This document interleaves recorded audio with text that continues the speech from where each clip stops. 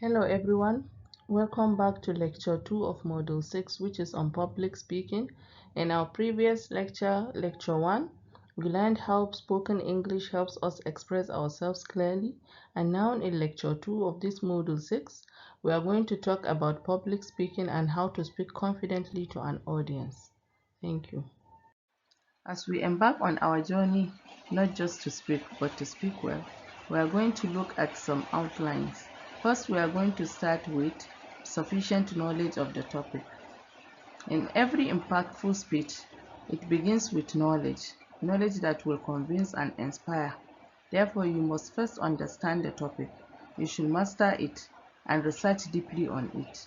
You should know your message, because if you don't know what you are talking about, neither your audience will understand what you are saying. We are also going to look at ethics and public speaking. Public speaking is not about just performance or about performance. It is about your integrity.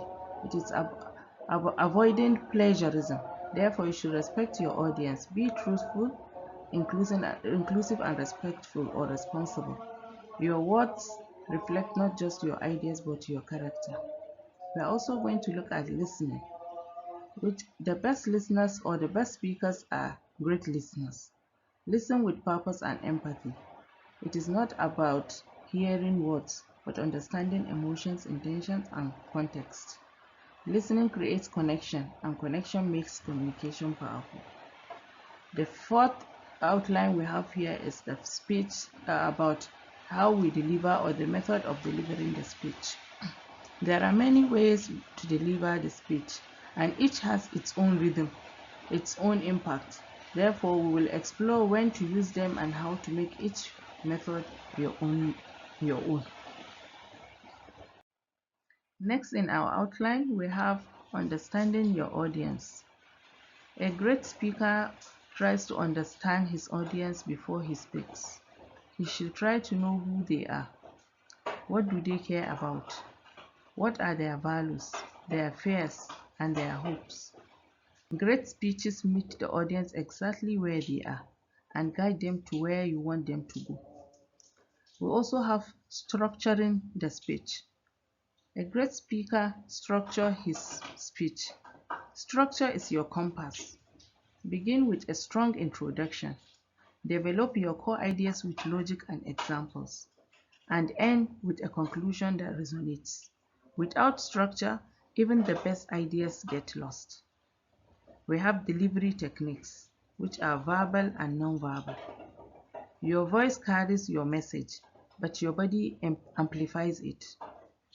Speak with clarity. Vary your tone. Pause with purpose. Use gestures, posture, and eye contact to elevate your delivery. Together, your voice and presence make your speech unforgettable. We also have use of visual aids. A picture can speak louder than words if used wisely. So you have to be very careful with the way, or you have to be very selective with your visuals. Visual aids should support your message, not distract from it. So keep them clean, relevant, and engaging. Let visuals enhance, not overwhelm your speech. The last but not the least is overcoming speech anxiety. Even the best speakers feel nervous during speech, so it's natural. What matters is how you handle it. We do that by practice. You practice breath, also practice of how you take your in and out your breath.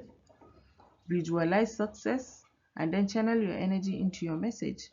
Because when you believe in your voice, so will your audience believe in you.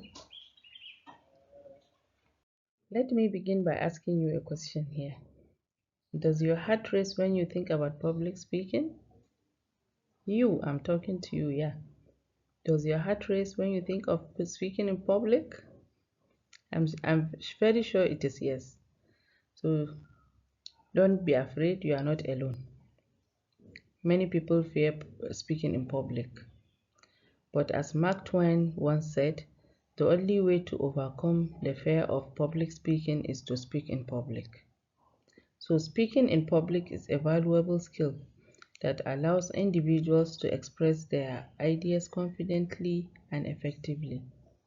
Public speaking is different from casual conversation because it requires careful planning and clear communication. A good speaker must engage the audience, speak with clarity, and deliver a message that is both meaningful and impactful. Overcoming fear and nervousness is essential, and the best way to do this is through practice and preparation.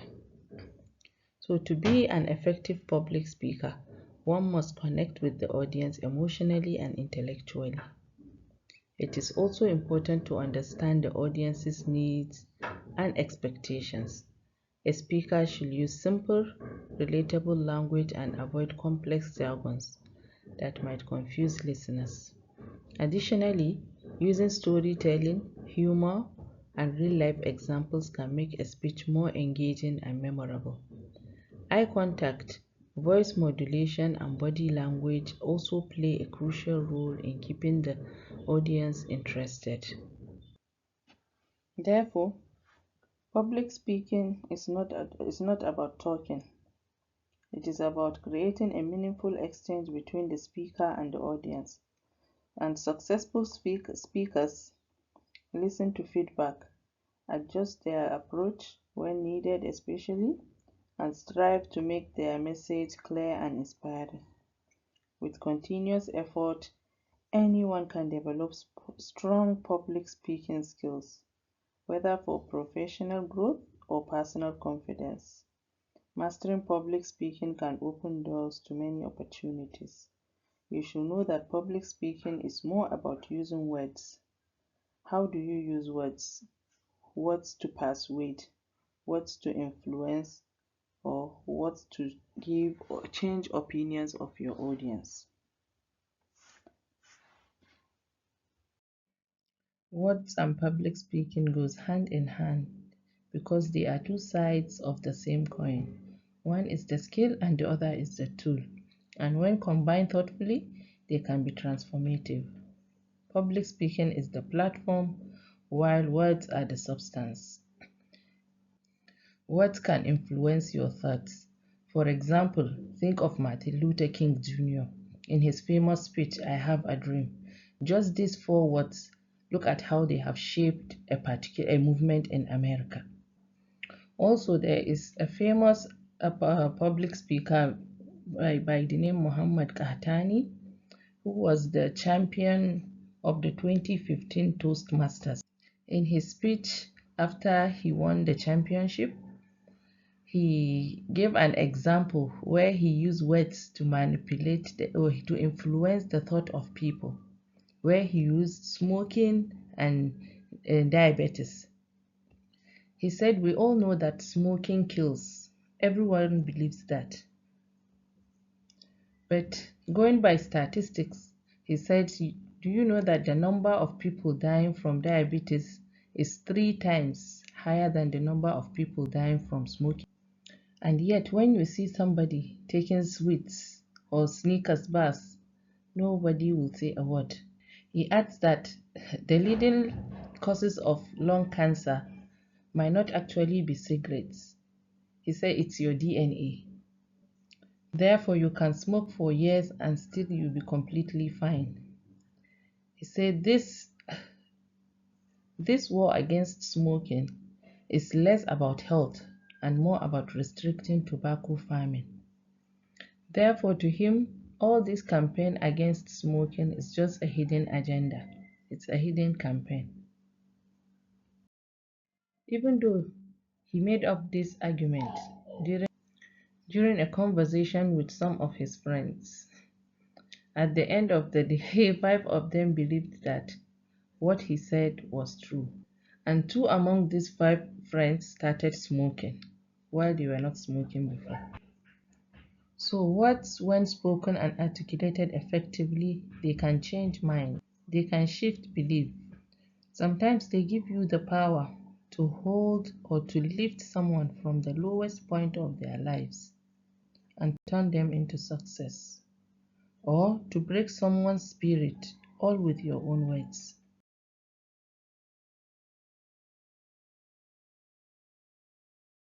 Kahatani goes on to give another example which is more personal here, showing that words can be very powerful not only in our professional lives but also in our personal and day-to-day lives, especially in our parenting aspect. He gave example of his 4-year-old child who has the habit of drawing on the walls with crayon.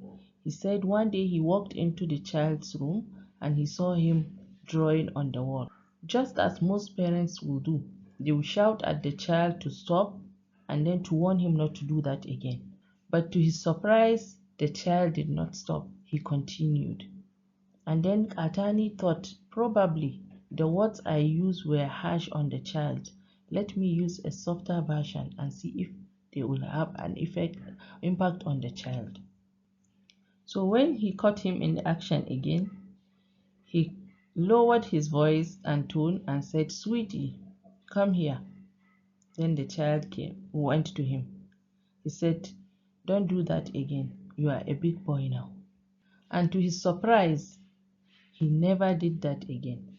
He never did it again. Therefore, words have power. Words are power. Words can be your power. With words, you can change a life. You can inspire a nation and you can make this world beautiful. You can also spit venom and break a heart, or use the same words and mend a broken heart. As a public speaker, you must know your topic because your topic or your knowledge of the topic impacts your delivery. Therefore, you should make a thorough research for credible sources. You should also prepare your statistics, facts, and stories. Because when speakers truly understand their subject, they speak with clarity and assurance. It is also easier to captivate the audience when you explain ideas fluently and answer questions without hesitation. Also, people or audience trust speakers who demonstrate expertise. It is not just what you say, but how convincingly you say it. A speaker who lacks knowledge may share incorrect facts and damaging their reputation. Facts and insights give weight to your message, making it more persuasive and memorable. And when the public speaker is well informed, he is able to handle tough questions confidently, showing authority and preparedness. There is no way when you are having a speech or a gathering on Islamic banking and then you will invite a medical doctor to deliver that lecture. The best way to deliver that lecture is to get an expert in Islamic banking, not conventional banking also. It has to be Islamic banking because they are the only ones who know the products in Islamic banking and they will explain them confidently and with a lot of facts to defend it. But when a medical doctor is being invited to deliver a lecture on immunization or vaccines, for example, he'll be in the best position to give us the facts from United Nations, for example, or UNICEF, WHO. He will have all these statistics ready and the data ready, which he would use to support all his lectures.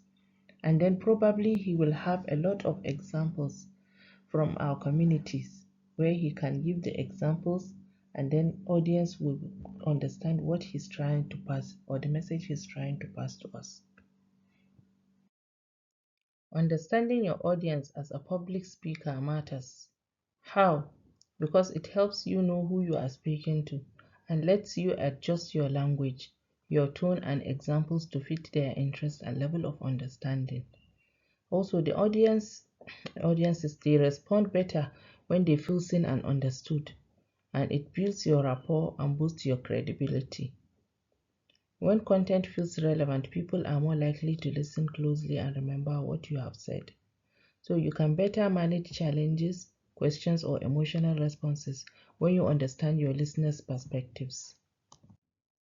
A good speech has three components. It has the introduction, the body, and the conclusion, and they are all tied together. In your introduction, you can start with a attention-grabbing story. Like you can start by saying, I lost 20 kg in 3 months, and this is, let me show you how I did it. You can also begin with a quote, statistical quote. For example, you can say every year 8 million tons of plastic enter our ocean. Or you can begin with a question, just like the example I have cited below, which says, did you know that Bill Gates reads 50 books a year? So it's an example. And then your body should be well organized also. You should try to take one problem or cause and the solution at a time. Don't mix up issues together. Then in your conclusion, you can conclude by summarizing the major or main points you have discussed in your body. Delivery techniques are key to expressing ideas clearly and making a lasting impression. We have two types of communication or delivery techniques. We have the verbal communication and the non-verbal communication. The verbal communication relies on words, whether it's spoken or written, and the way they are being delivered. So here the tone of your voice or voice modulation matters. It is in your voice that you can convey enthusiasm, seriousness, empathy, or urgency. And the pace and volume of your speech. Speaking too fast can overwhelm. Too slow might bore. So volume helps emphasize key points. Clarity of your articulation. Pronouncing words properly and avoiding filler words makes speech impactful. You should also have a choice of vocabulary. Use language that suits your audience. Formal language for professionals and casual for friends. It is good to also have a storytelling sessions somehow like that, because storytelling creates connection and keeps listeners engaged. You should also encourage interaction because it makes communication two-way and more effective. The non-verbal delivery technique involves mostly body language, gestures, facial expressions, and other cues that accompany your words or speak for themselves. It includes gestures such as use of hands naturally to emphasize points and sometimes to guide attention. Eye contact shows confidence, attentiveness, and honesty. It builds trust and holds attention. Facial expressions are used to match emotion with content. Smiling, frowning, and eyebrow movement convey emotion and intention. Your posture also matters because it shows your confidence. Standing tall and open communicates confidence and openness. Slouching might suggest disinterest. The distance or proximity you keep between you and the audience also matters. So it is advisable sometimes to be walking around on the stage, or sometimes you can even come through the audience as you are speaking. So also your appearance, your clothing and grooming can influence perceptions and professionalism and credibility. So you should try to dress the way or the way you'll be respected within that particular audience. Visual aids are powerful tools that enhance communication by making information more engaging, more memorable, and easier to understand. So what are these visual aids? These visual aids are any materials that use images, graphics, or visual elements to support spoken or written communication. They help clarify complex ideas and keep your audience focused. We have many types of visual aids. We have charts and graphs. These are great for showing trends, comparisons, or statistics. We have images and photos also. They help in or they add emotional impact or illustrate real life examples. We have diagrams and infographics. They are good in breaking down processes or concept visualization. We have also videos and animations, which are useful for demonstrations or storytellings. There are slideshows also, just like PowerPoints like these ones. They combine text, visuals, and transitions for presentations. Props and models also. They are physical items that help explain or demonstrate something. Then we have posters and flip charts. These are ideal for group discussions or brainstorming sessions. How can you overcome speech anxiety in public speaking? Anxiety can feel overwhelming, but the good news is there are many ways to manage it and even thrive through it. There are also causes of anxiety. Sometimes the feel of fear of failure can make you feel anxious, or the feeling of being judged or forgetting your content can also make you anxious. So how can you overcome this anxiety? The first is you should practice repeatedly. You can practice with a friend or family member. Practice what you are going to deliver as much as you can until you feel satisfied and confident. You can also use the mirror to practice if there is nobody to listen to what you are practicing. So you can use the mirror, practice as much as you can until you have that confidence and feeling that yes, you are ready for the delivery. Also practice deep breathing before you start your public speaking. This is where we come to the end of Module 6, which is on public speaking. But always remember, public speaking is not just about words. It's about connection, confidence, and leaving a lasting impression. So next time you are handed a mic, don't just speak. Spark something unforgettable. Thank you for listening. See you next time. Bye. To wrap up this session, please take time to review and practice these quiz questions. The correct answers are listed on the final slide for your reference. I look forward to meeting you during our upcoming interactive sessions. Thank you for your attention and keep practicing. Bye.